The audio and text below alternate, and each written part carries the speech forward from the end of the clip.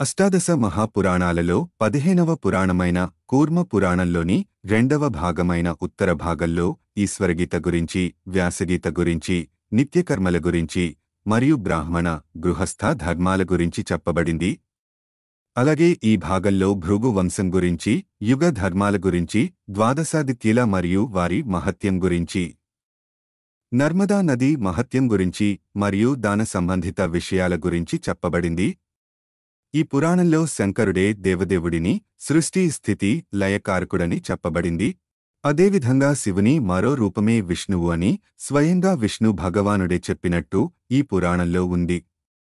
అలాగే ఈ పురాణంలో మహాశివుని యొక్క వాహనమైన నంది జన్మ వృత్తాంతం గురించి, కపాలయోచన క్షేత్ర మహిమ గురించి మరియు వ్యాస పాండవుల సంవాదం గురించి చెప్పబడింది.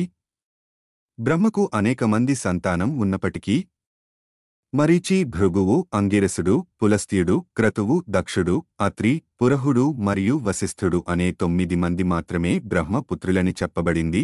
ఇలాంటి మరిన్ని వీడియోల కోసం మా ఛానల్ను సబ్స్క్రైబ్ చేసుకోండి.